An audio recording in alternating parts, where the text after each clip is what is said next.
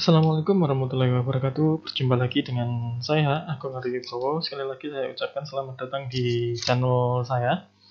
Pada kesempatan kali ini kita akan membahas tentang lanjutan mata kuliah Teknik Reaksi Kimia 1. Pada pertemuan ini kita akan menginjak di bab fitting data reaksi untuk jenis reaksi reversible atau reaksi bolak-balik seperti itu. Nanti di bab ini kita akan membahas tentang penjelasan singkat dari reaksi reversible, kemudian nanti akan jelaskan sedikit contoh tentang reaksi reversible dan bagaimana reaksi reversible terjadi dalam industri ya. Contohnya nanti ada produksi amonia dengan menggunakan Haber-Bosch proses. Kemudian nanti perilaku dari reaksi reversible itu seperti apa. Nanti juga kita akan sedikit membahas tentang faktor-faktor yang mempengaruhi dari kesetimbangan, yaitu kita mengacu pada prinsip Le Chatelier ya.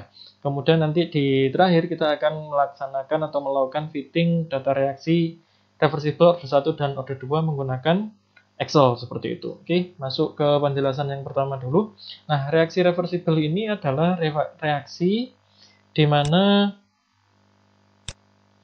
konversi reaktan menjadi produk itu diiringi dengan konversi produk kembali lagi menjadi reaktan secara bersamaan. Nah, reaksi seperti ini disebut reaksi bolak-balik. Misalkan di sini kita punya A plus B menjadi C plus D. Nah, C plus D ini juga bisa berubah menjadi A plus B, seperti itu. Nah, pada suatu saat, reaksi ke kanan dan reaksi ke kiri, di mana reaksi ke kanan disebut sebagai forward reaction, kemudian ke kiri disebut sebagai reverse reaction, ini akan mengalami titik kesetimbangan. Jadi di sini kalau ada K1, di sini K2 ya. Jadi laju reaksi dari reaktan menjadi produk dan produk menjadi reaktan, atau dari reaksi dari kiri ke kanan dan kanan ke kiri, itu akan mengalami titik kesetimbangan. Nah, di titik kesetimbangan ini yang terjadi adalah konsentrasi reaktan dan produk itu tidak berubah ya. Jadi konsentrasinya sudah mencapai konsentrasi tetap seperti itu. Nah, pada kondisi ini konsentrasi reaktan itu tidak harus sama dengan konsentrasi produk. Artinya apa? A plus B dan C plus D itu konsentrasinya tidak harus sama. Yang penting mereka berada dalam kondisi keseimbangan. Keseimbangan ditandai dengan apa? Laju ke kiri dan laju ke kanan itu sama. Nah, laju ke kiri dan ke kanan sama dan tidak ada perubahan konsentrasi, artinya apa? Misalkan kalau kita punya reaksi A plus B atau A menjadi B ini dCA per dt-nya itu sama dengan 0, karena lajunya itu dia sudah tidak berubah lagi ya. Jadi lajunya atau dCA per dt-nya itu sama dengan 0, seperti itu. Itu disebut sebagai reaksi reversible, seperti itu. Nah, contohnya di sini kita punya contoh reaksi bolak-balik dari amonium klorida ya. Amonium klorida ini dia bisa berubah menjadi NH3 plus HCl, atau NH3 plus HCl ini juga bisa berubah menjadi NH4Cl seperti itu. Jadi reaksi ini reaksi bolak-balik seperti itu contohnya. Atau kita juga punya reaksi seperti reaksi esterifikasi, misalkan pembuatan etil asetat gitu ya.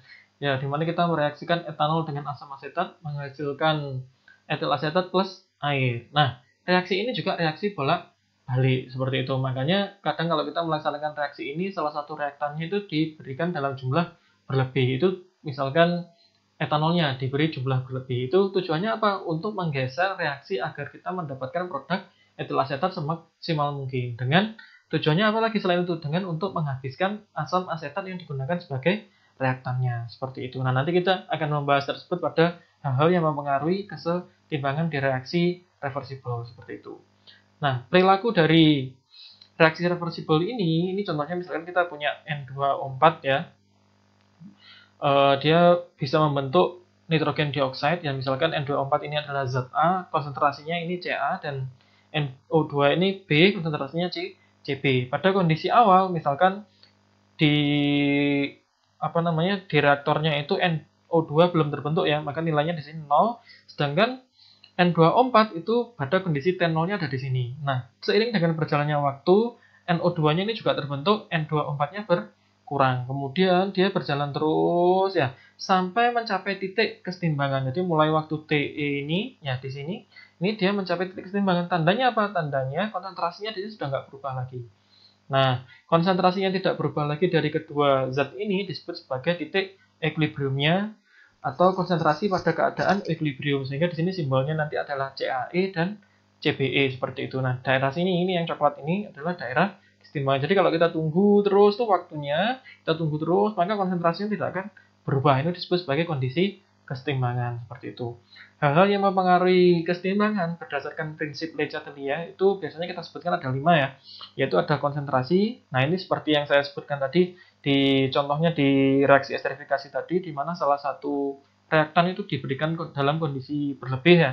Nah, itu tujuannya untuk apa? Untuk menggeser reaksi itu ke arah produk yang kita inginkan. Kalau di kasus esterifikasi tadi, untuk menggeser reaksi untuk mendapatkan esternya tadi. Kemudian suhu ini kalau suhu ini berkaitan dengan energi panas ya. Jadi misalkan kalau dalam reaktor tersebut kita supply panas atau kita berikan panas, suhunya naik, maka reaksi itu akan berjalan ke arah yang bersifat reaksi endoterm. Misalkan kalau reaksinya ke arah kanan endoterm, maka kalau suhu kita naikkan, maka reaksi itu akan bergeser ke arah kanan, seperti itu. Nah, itu tujuannya menaikkan suhu di reaksi kesetimbangan seperti itu.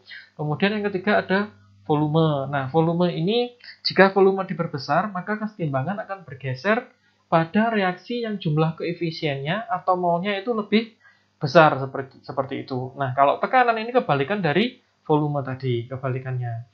Dan yang terakhir kita punya katalis. Nah, katalis seperti ini di sini sebenarnya dia tidak secara langsung bisa menggeser ke kanan atau ke kiri dari kondisi kesetimbangannya ya. Jadi katalis sama seperti di reaksi biasa, di sini tugasnya hanya untuk mempercepat terjadinya proses kesetimbangan dari reaksi tersebut. Ini penggunaan katalis. Jadi dari prinsip Le Chatelier ini ada 5 hal yang mempengaruhi kesetimbangan. Yang pertama konsentrasi, yang kedua ada suhu terkait dengan reaksinya eksotermis atau endotermis. Kemudian ada volume, ini terkait dengan koefisien reaksi atau jumlah mol yang bisa dihasilkan dalam reaksi tersebut. Tekanan ini kebalikannya dari volume. Kemudian ada katalis. 5 hal ini yang harus kita perhatikan kalau kita bekerja dengan reaksi equilibrium seperti itu. Nah, contoh proses di industri yang melibatkan reaksi equilibrium selain yang saya sebutkan esterifikasi tadi, ini ada proses Haber-Bosch ya, atau proses yang digunakan untuk pembuatan amonia seperti itu. Biasanya sih kita jumpai proses-proses ini di pabrik-pabrik pupuk ya, produksi amonia seperti itu. Nah, di sini amonia itu diproduksi dengan mereaksikan nitrogen dan hidrogen. Biasanya hidrogen ini bisa didapat dari syngas ya, yaitu H2 yang diperoleh dari metan yang direaksikan dengan water vapor ya untuk menghasilkan H2 di situ, kemudian menghasilkan NH3. Nah, reaksinya ini salah satu jenis reaksi eksotermis seperti itu. Nah, prosesnya seperti ini, kita punya N2 dan H2. N2-nya biasanya ini kita ambil dari udara bebas, H2-nya ini yang kita biasanya kalau di plant urea itu dia ada steam reforming untuk menghasilkan H2 di situ dengan mereaksikan metan dari natural gas dengan water vapor di situ. Oke. Jadi N2-nya dapat dari udara. Nah, pertama biasanya kita kompresor kita masukkan ke dalam reaktor, sebelumnya kita kompresi ya, dikompresi dinaikkan sampai biasanya tekanannya di sini menjadi 200 atm seperti itu. Nah, di sini tujuan dari kompresi ini sebenarnya untuk mendapatkan amonia dalam campuran kesetimbangan setinggi mungkin seperti itu ya, setinggi mungkin. Jadi kebalikannya kalau di volumenya kita naikkan, dia kan bergeser ke kiri karena jumlah koefisiennya yang di sebelah kiri ini lebih besar daripada yang kanan, sehingga kalau tekanannya kita naikkan, dia akan bergeser ke kanan seperti ini, dan kita dapatkan amonia yang jumlahnya lebih besar. Yang pada kasus ini yang digunakan adalah tekanan sampai 200 atm seperti itu ya. Nah, ini kita masukkan ke sini. Di sini reaksinya itu menggunakan katalisnya biasanya katalis besi ya, katalis Fe. Nah, nanti ini sambil dipanaskan juga nih, sambil dipanaskan, ada heaternya ya. Nanti direaksikan di sini, kemudian nanti produk keluarannya ini ada amonia, kemudian ada N2H2 yang tidak bereaksi. Kemudian di sini didinginkan ya, kemudian masuk ke dalam kondensor. Nah, di kondensor ini nanti amonia akan berubah menjadi liquid ya. Sedangkan N2 sama H2 ini dikompresi lagi, kita masukkan ke He untuk mendinginkan sisa ini tadi. Nah, dia kan berubah jadi panas nih. Ini kita masukkan lagi ke dalam reaktor. Nah, siklus putar ini terus disebut sebagai loop sintesis amonia dengan proses Haber-Bosch. Nah, reaksi ini atau proses ini itu biasanya bisa menghasilkan konversi keseluruhan dari nitrogen dan hidrogen itu sekitar 98%. Jadi cukup tinggi ya, seperti itu.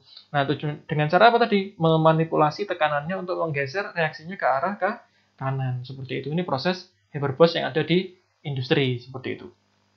Oke, nah kita pengantarnya tadi sudah, kita akan sekarang masuk ke fitting data reaksi untuk reaksi reversible. Kita mulai dulu dari orde 1. Oke. Misal di sini kita punya reaksi A menjadi R ya, di mana ke arah kanan itu konstanta laju reaksinya K1, ke kiri K2. Oke. Misalkan pada saat kondisi awal Ca itu konsentrasinya Ca0, Cr, Cr0. Nah, bereaksi sebesar Ca0 kalikan konversinya Ca. Nah, konversinya Ca di sini kalikan Ca0 ini adalah Ca0 yang bereaksi. Cr0 kalau koefisiennya sama, Cr kalau koefisiennya sama, maka yang bereaksi adalah Ca0 kalikan Xa. Kemudian pada saat kondisi akhir reaksi kita peroleh nilai dari Ca, yang nilai dari Ca ini berapa sih di akhir reaksi adalah Ca0 dikurangi Ca0 min Xa. Kalau Cr dia produk, maka nilainya di sini menjadi plus Cr0 plus Ca0 kalikan Xa. Ini negatif karena dia terkonsumsi. Jadi kalau kita tulis di sini, dCr per dt itu kan sama dengan min dCa per dt. Atau sama dengan Ca0 dxa per dt sama dengan K1 kalikan Ca. K1 ya kalikan Ca ke arah kanan dikurangi K2 kalikan Cr. K2 kalikan Cr ke arah kiri. Jadi kebalikannya tanda negatifnya di sini. Nah, misalkan pada kondisi awal tadi kita asumsikan Cr0 per Ca0 itu sama dengan M. Jadi kondisi perbandingannya di awal tadi Cr0 dibagi Ca0 itu sama dengan M.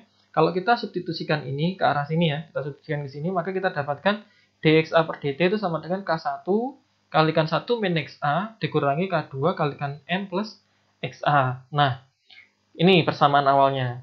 Nah, ini sekarang ada tambahannya tadi. Jadi kita tinjau pada kondisi kesetimbangan di sini tadi. Nah, kondisi kesetimbangan ini tadi kan saya bilang tidak ada perubahan konsentrasi Ca. Artinya apa? Laju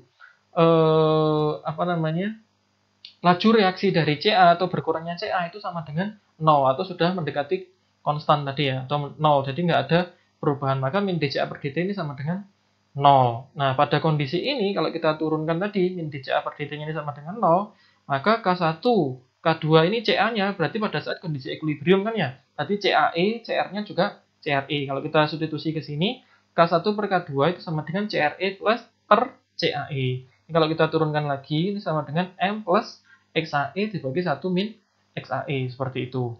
Nah, berangkat dari persamaan ini, yang kondisi kesetimbangan tadi, kita substitusikan ke persamaan ini ya. Kemudian kita selesaikan dari persamaan integral ya. Dari persamaan integral di sini, kita peroleh nilainya itu sama dengan ini. Min ln 1 min Xa per Xae sama dengan M plus 1 per M plus Xa E K1T. Atau ln minus ln Ca min Cae per Ca0 min Cae sama dengan yang ininya tetap ya. Jadi ini kalau kita ingin mencari nilai K1 di sini, maka kita bisa melakukan plot ya. Di sini sebagai sumbu Y, ini 2 ini bisa sebagai sumbu Y, dan sumbu X-nya kita pilih T. Sehingga nanti slope-nya apa? Slope-nya kita peroleh ini nilai slope-nya. Sehingga nanti kalau kita mau nyari nilai K1, ya berarti tinggal slope dibagi dengan nilai ini. Kita dapatkan nilai K1. Terus kemudian K1 kita peroleh, dari perbandingan ini kita kan otomatis sudah tahu nilai CRE-nya berapa, CAE-nya berapa ya. Nanti kita peroleh nilai K2 seperti itu. Oke, coba kita praktekkan di Excel-nya.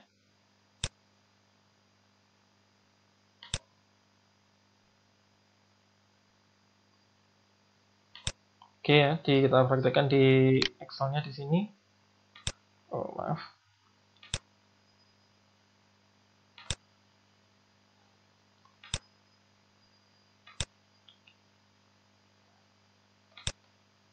Di sini saya ambil contoh ya. Ini.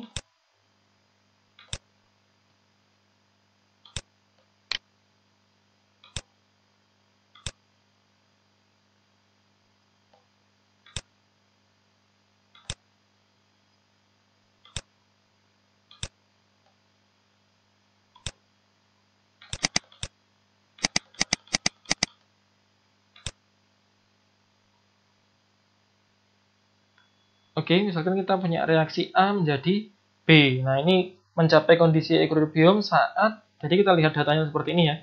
Datanya ini mulai dari C0 sampai sini ya. Kemudian di sini ini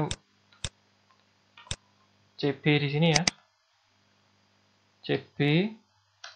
Nah, CB-nya ini pada saat kondisi awal nilainya 5 ya. CB-nya 5. Nah, di sini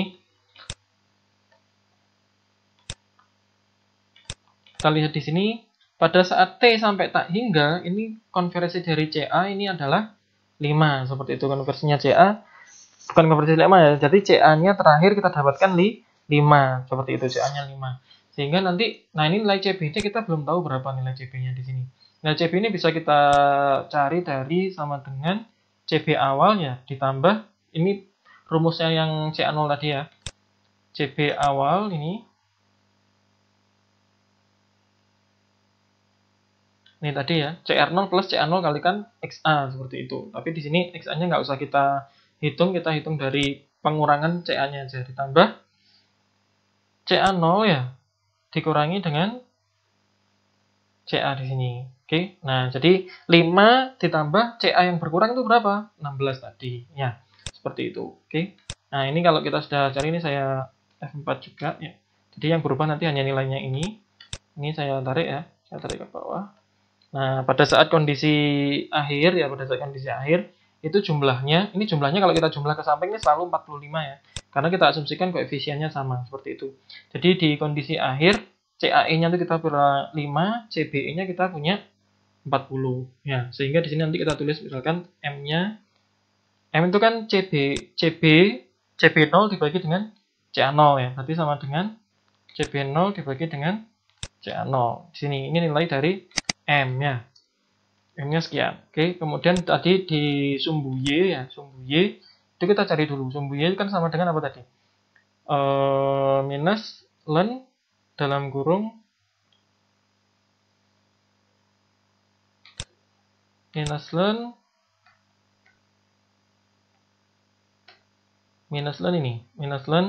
CA0 minus CAE, CA minus CAE dikurangi CA0 minus CAE. Ya, berarti di sini ya minus len CA dikurangi CAE ya dibagi dengan CA0 minus CAE kayak gitu ya. Oke, nah nanti persamaannya seperti ini untuk sumbu Y-nya ya.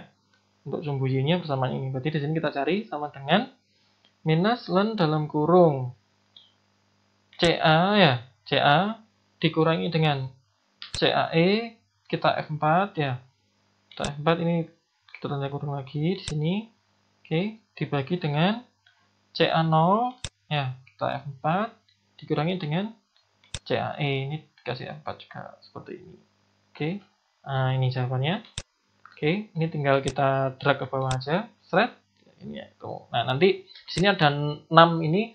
Nah, nanti ketika melakukan grafik plot untuk yang ini, maka nanti yang ada nilai 6-nya ini nggak perlu kita pakai seperti itu. Yang kita pakai yang ada nilainya yang ini ya.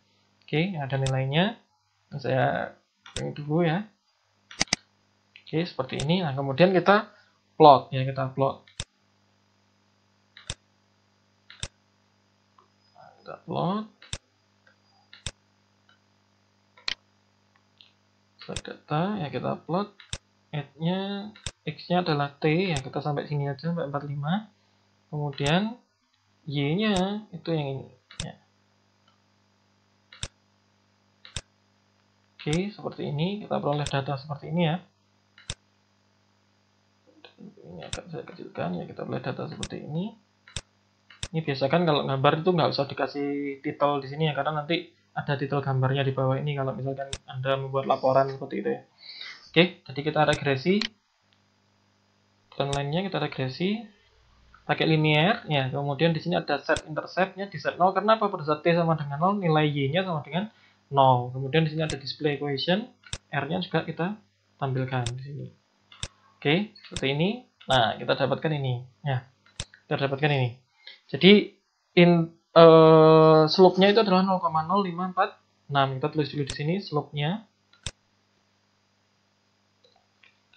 Slope-nya 0,0546 ya. Oke, kita dapat slope-nya sekian ya. Nah, kemudian tadi slope-nya di sini saya copy ya.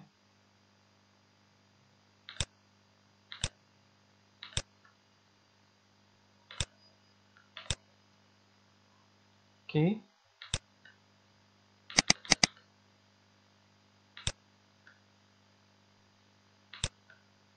Nah, slope itu nilainya adalah M plus 1 per M plus XAE ya kalikan K1 ya. Berarti kalau kita nyari K1 ya K1 di sini ini sama dengan ya K1 itu sama dengan apa? Slope ya, berarti slope sama dengan slope dikali dengan M plus. Nah, XAE-nya tadi belum kita hitung ya, kita hitung dulu, sorry. Di sini XAE-nya saya hitung dulu, XAE ya, kita hitung dulu sama dengan XAE itu berarti kan jumlah mol XA yang bereaksi sampai dia mencapai kondisi equilibrium dibagi dengan yang masuk tadi XA-nya berapa ya, berarti sama dengan ini 40 sama dengan 40 dikurangi dengan 5 ya, dibagi dengan dibagi dengan 40 ini. Nah, berarti konversinya, XA ini konversinya adalah 0,875. Sehingga nanti K1-nya ini sama dengan, ya K1 sama dengan slope, ya kan? Slope dikali dengan M ditambah dengan XAE ya, dibagi dengan M plus 1. M plus 1 gini. Oke. Nah, ini jawabannya. Ini nilai dari K1-nya seperti itu. Kemudian K2-nya, K2 itu kan kita peroleh dari K1 per K2 tadi. Ini masuk ke sini lagi ya, saya ambilkan lagi. Nah, ini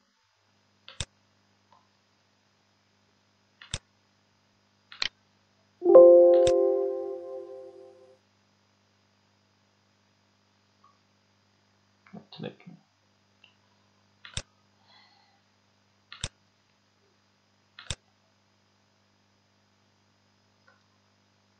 Nah, ini tadi ya. K1 itu sama dengan K1 per K2 sama dengan CRE per CAE. Berarti kalau K2 itu berarti sama dengan K1 kalikan CAE dibagi dengan CRE ya, atau K1 kalikan CAE dibagi dengan CBE. Berarti sama dengan di sini K1 kalikan dengan CAE ya dibagi dengan CBE di sini. Oke. Nah, kita peroleh nilai K2-nya adalah 0,00607 seperti itu. Oke. Nah, mungkin sekian dulu untuk tutorial dan materi untuk fitting data reaksi reversible ini ya. Nanti kita akan lanjutkan untuk yang order 2 disertai dengan materi untuk shifting order atau reaksi yang ordernya berubah. Sekian. Assalamualaikum warahmatullahi wabarakatuh.